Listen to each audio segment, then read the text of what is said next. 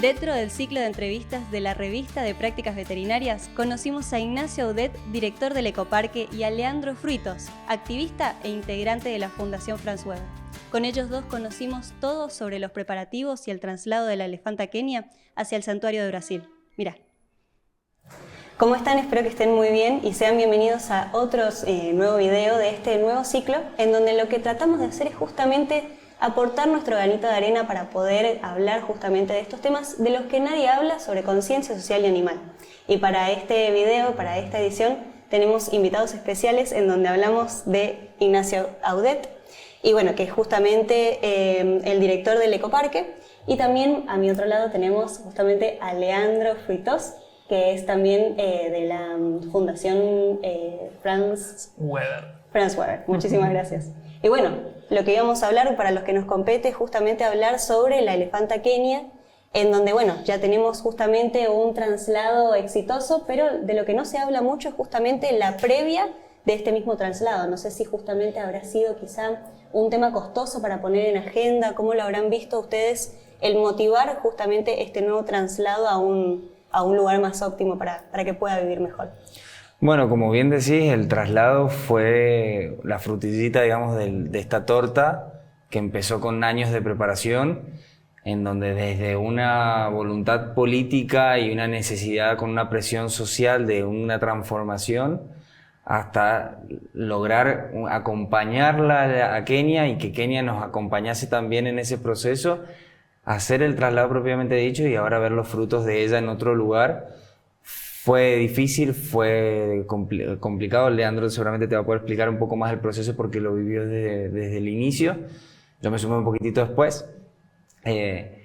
Pero es un todo que viene de la mano de este cambio de paradigma o este cambio de necesidad de cómo nos estamos relacionando con la naturaleza en general, pero particularmente con la fauna.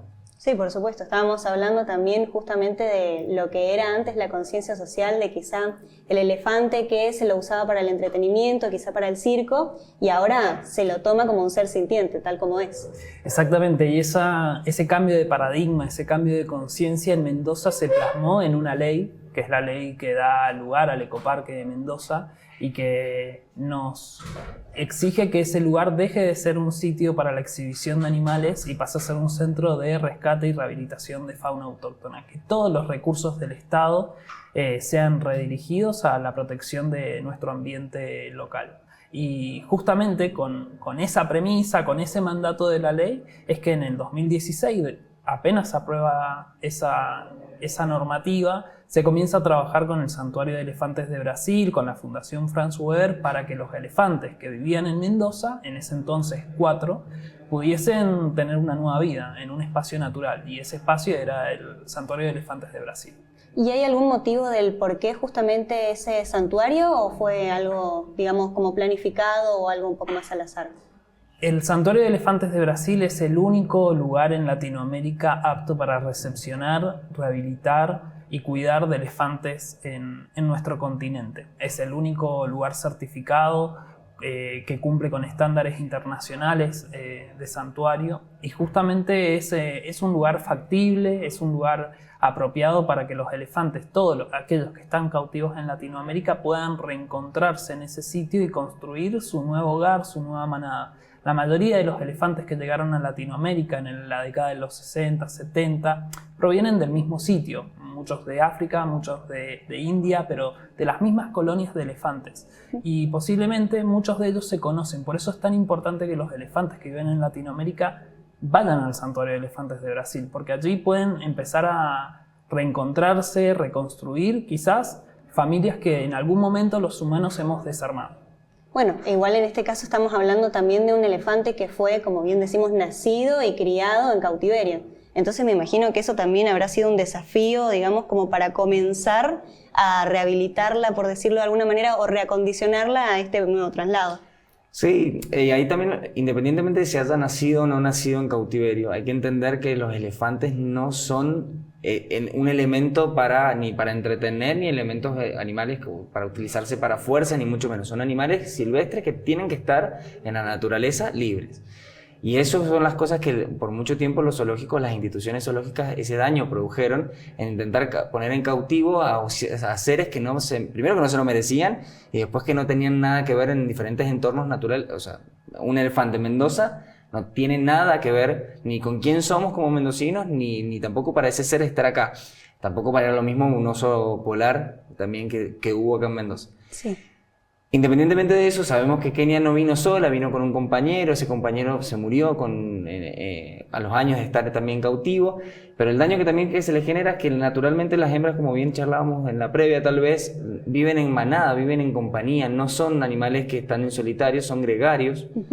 Y eso también es un daño que por mucho tiempo, aunque nosotros recorríamos el zoológico, veíamos a la elefanta, nos íbamos contentos, era un daño permanente que ella estaba sufriendo. Sí, por supuesto, nosotros la veíamos muy feliz o bueno, normal dentro de todo y... El que se iba feliz era uno que iba por 5 minutos a ver una cosa que era un elefante, que insisto no era en su estado natural o silvestre, así no sería un elefante.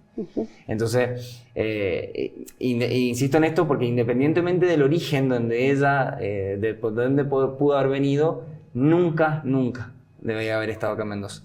¿Y cómo se dio ese cambio, digamos, de quizá mentalidad, me imagino, en donde normalizamos justamente el elefante para el entretenimiento a poder, digamos, movilizar justamente este traslado?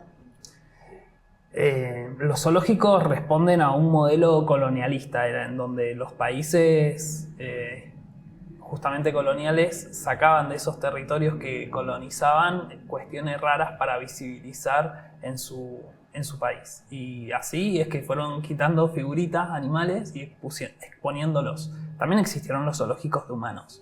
Ahora, a lo largo de nuestra evolución como sociedad, hemos empezado a ampliar nuestro círculo de compasión y entender que los animales también sienten, que piensan, que son conscientes de su entorno, por lo tanto que merecen ser respetados.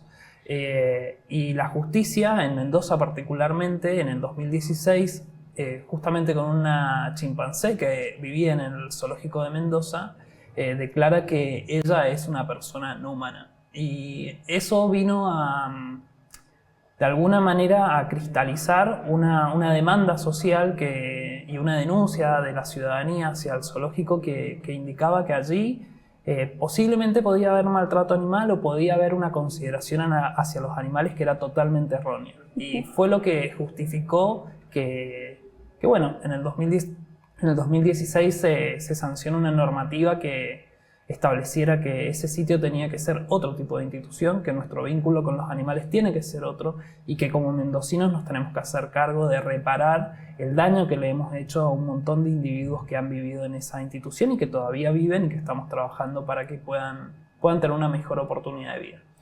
Pero ahí complementando un poco y volviendo a la pregunta, si vos te fijas en lo que Lean te comenta, estas instituciones los zoológicos tienen muchos años de recorrido. Por supuesto. El ecoparque o este tipo de instituciones llevan muy poquitito. ¿Cuánto falta? Un montón. Hoy al día de hoy siguen habiendo animales cautivos, sigue habiendo mucho maltrato y sigue mucha gente esperando entrar a estos lugares simplemente a ver animales encerrados. Y eso no tiene que volver a pasar. Independientemente de la gestión, independientemente del nombre, no tiene que haber a un animal cautivo por el mero hecho del entretenimiento.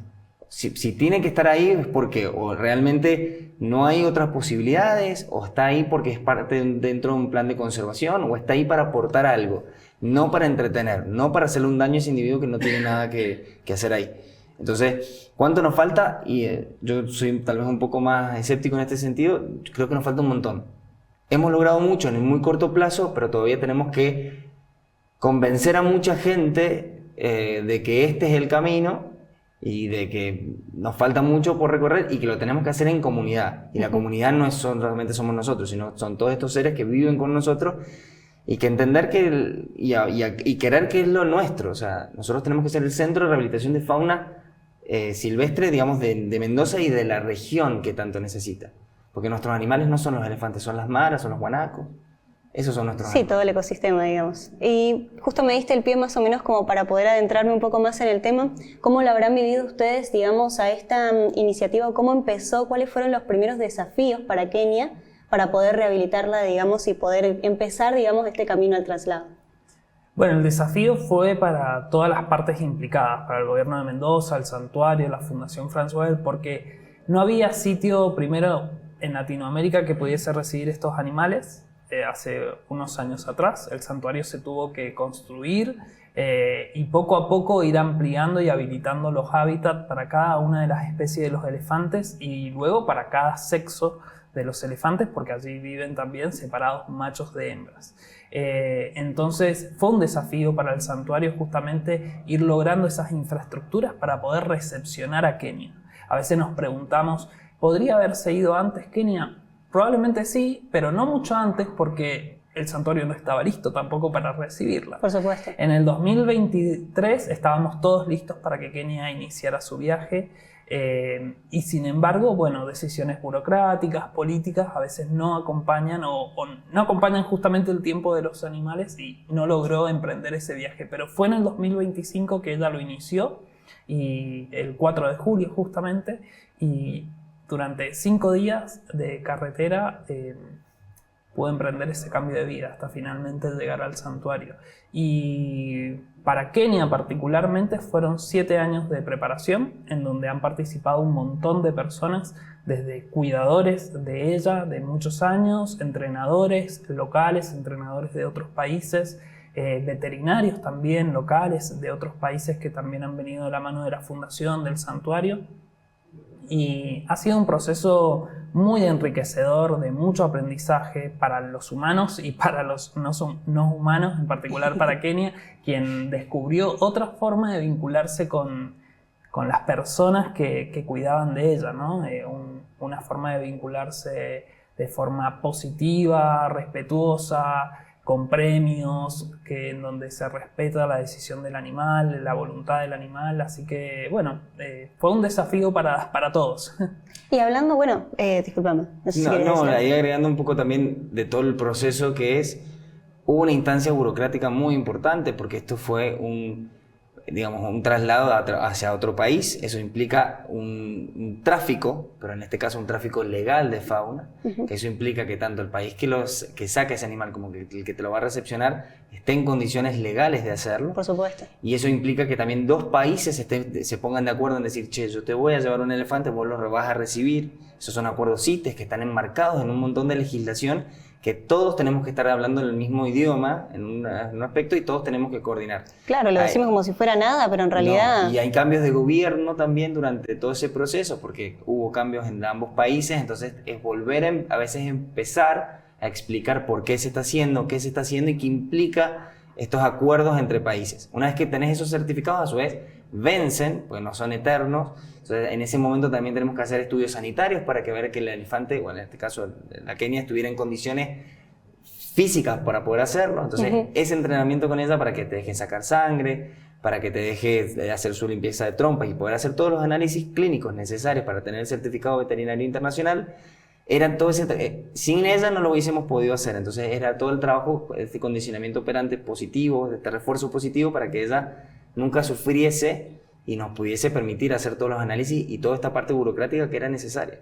Bueno, ¿y cómo comenzó también un poco este proceso que bien me decís que es integral y que, bueno, me imagino que empezó de ver cómo estaba en estado de salud Kenia y, bueno, el acompañamiento que bien estabas diciendo, que no solamente es la persona que viene a alimentarlo, sino que ahora es un poco más integral, bien dicho. Exactamente. Entonces, sí, ¿cómo empezó? Y al respecto... es interesante reflexionar de que el zoológico estaba preparado para encerrar animales, no para liberar. Por lo tanto, el primer desafío que nos encontramos es un desafío estructural, en donde hay que modificar paredes, puertas, hay que construir puertas de entrenamiento para poder trabajar con el animal y con la cooperación del animal. Entonces, los primeros desafíos tuvieron que ver con eso. Y por supuesto con evaluar al animal y lograr de que esté apto para poder emprender ese viaje. Algo que fue muy significativo porque solamente con el motivo del traslado, con la excusa del traslado, los elefantes por primera vez en su vida en Mendoza recibieron exámenes médicos exhaustivos. Con anterioridad no se habían hecho porque justamente las instalaciones no estaban preparadas para hacer un manejo seguro con el animal. Entonces la exploración médica veterinaria era tan solo física, era visual, no era un abordaje exhaustivo de la salud del animal. Entonces, bueno, el traslado per se trajo muchas oportunidades que nos ayudaron a preparar a Kenia para su viaje, pero también a mejorar su calidad de vida en el mientras tanto.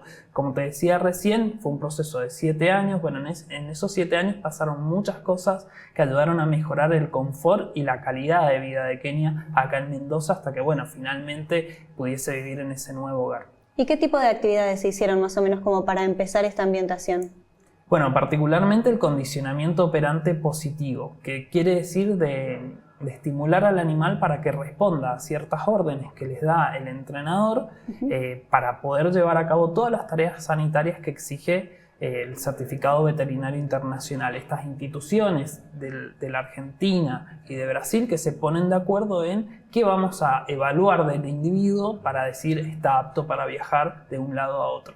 Y en ese sentido, bueno, los entrenadores comienzan con una serie de actividades que es a través del juego, del premio, en donde Kenia de pronto se dejaba sacar sangre de su oreja, se dejaba hacer un lavaje de trompa, permitía también poder examinar sus manos, sus pies y también hacer una exploración física más cercana, más segura con ella. Claro, la confianza había cambiado totalmente. Exacto. De hecho, se empezó a construir confianza, el vínculo se basó en la confianza, cosas que anteriormente en una lógica de zoológico y bueno, con las herramientas que se tenía, las capacidades técnicas que se tenían, los vínculos no necesariamente estaban basados en eso, ¿no? Entonces, este tipo de traslado, este tipo de procesos nos permiten a todas las personas y a las instituciones mejorar nuestro trabajo, nuestra forma de relacionarnos con los animales y de cara al futuro, que es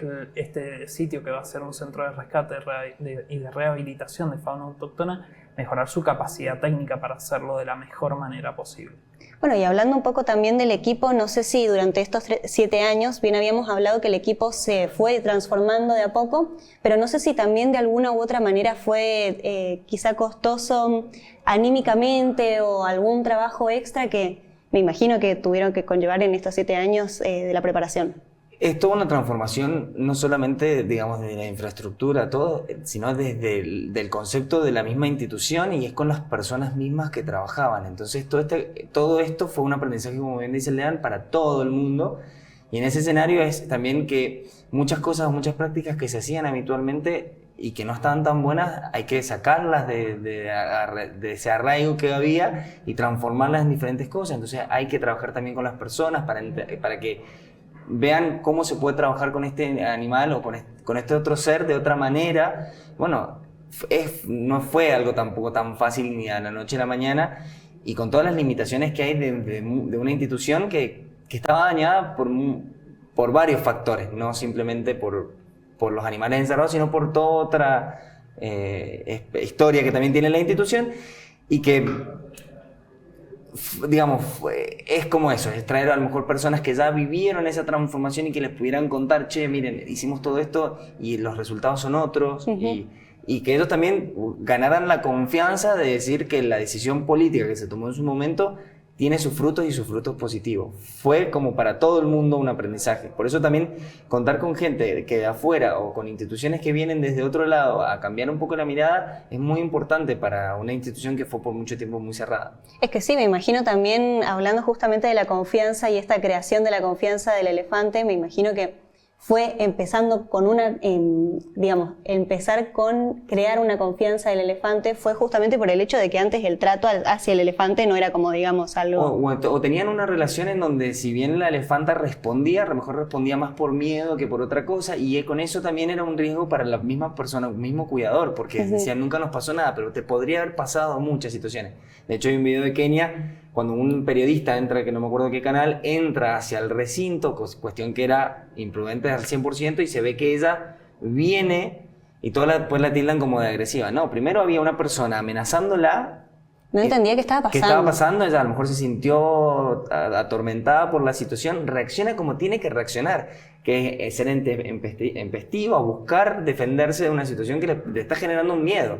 Entonces, y ahí tendrían que haber llamado la atención y decir, che, esto no estuvo bien de nada, pero independientemente era algo que generalmente se hacía. Entonces, bueno, es entender eso. Y muchas veces nos pasaba a nosotros que estábamos intentando hacer tal cosa y venían y hacían lo anterior y que, bueno, es todo un aprendizaje. Claro, loco, ¿para qué hicimos?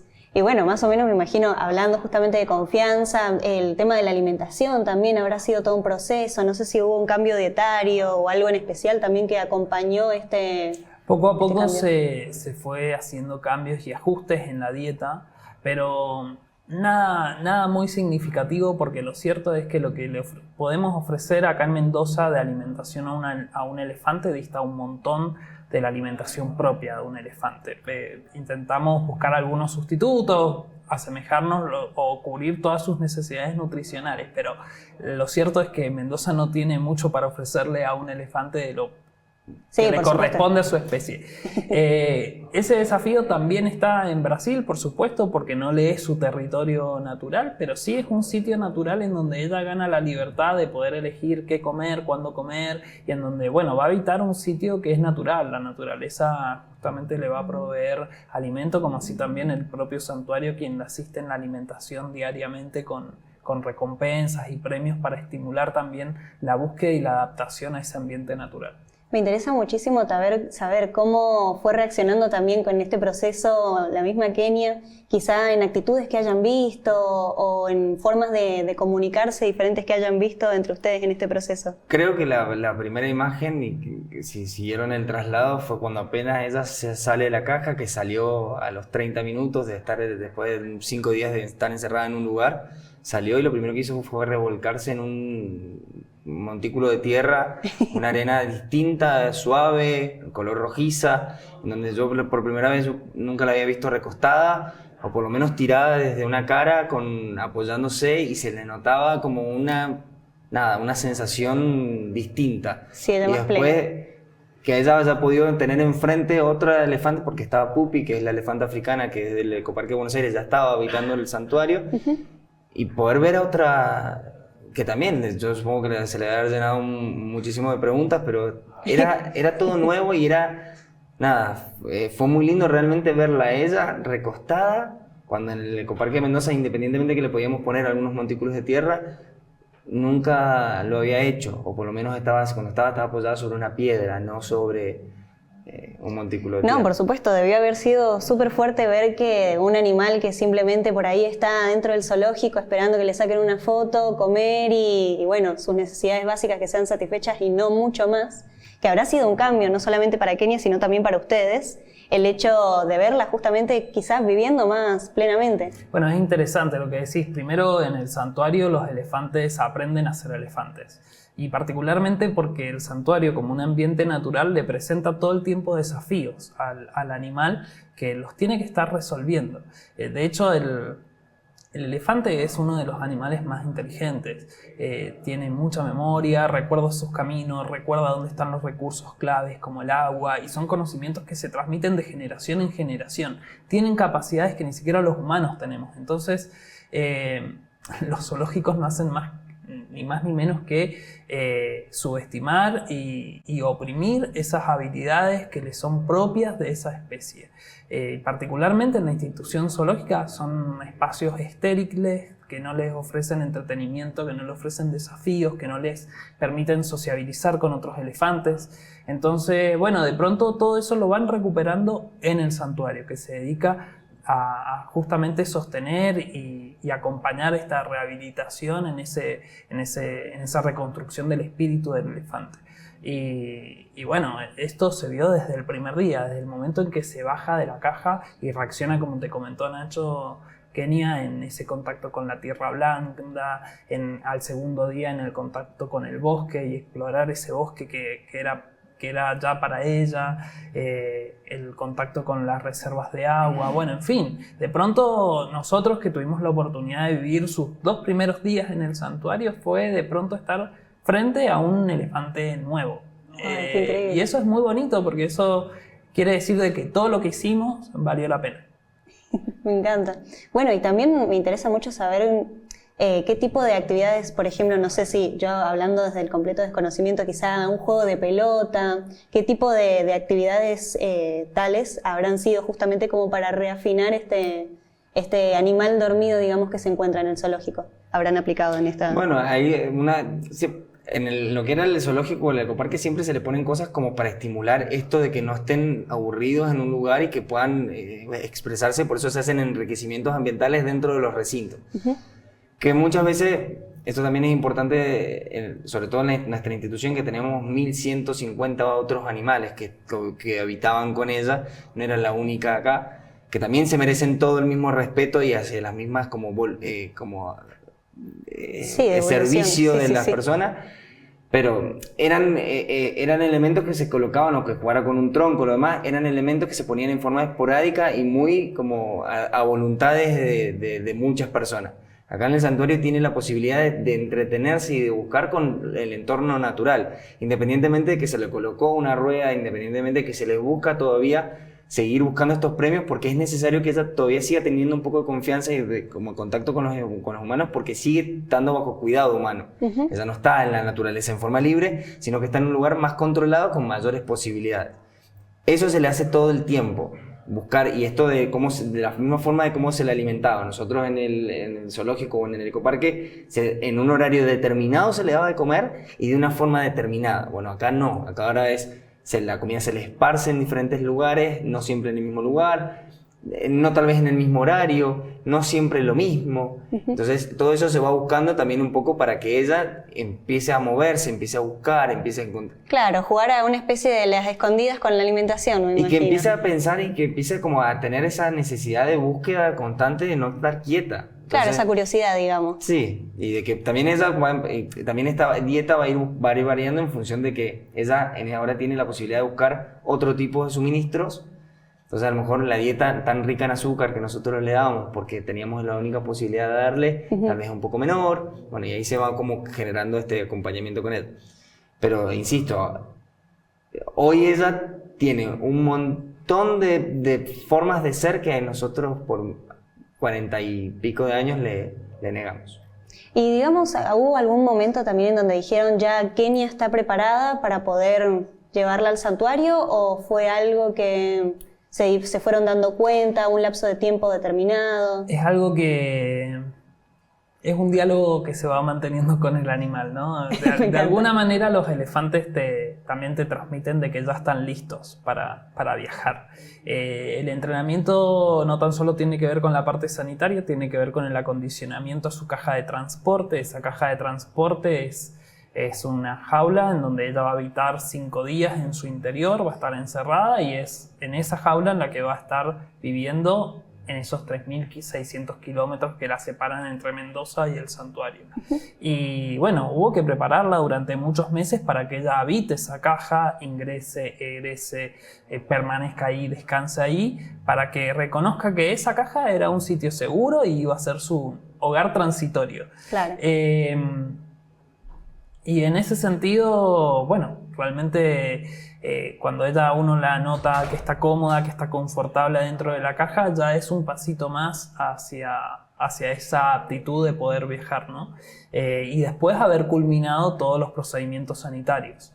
Y una vez que ella está bien en la caja, que habita la caja con seguridad y confort, y están listas las tareas sanitarias, y están listas las autorizaciones burocráticas, está listo para salir.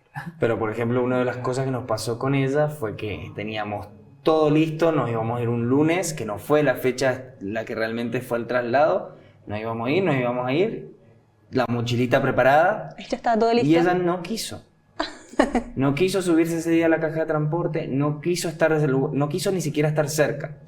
Y eso para nosotros, que después de haber hecho un desgaste enorme en términos de poder tener todo organizado, porque tenemos que no solo trasladar el elefante, sino un grupo de contingente de personas que va acompañándola, no quiso.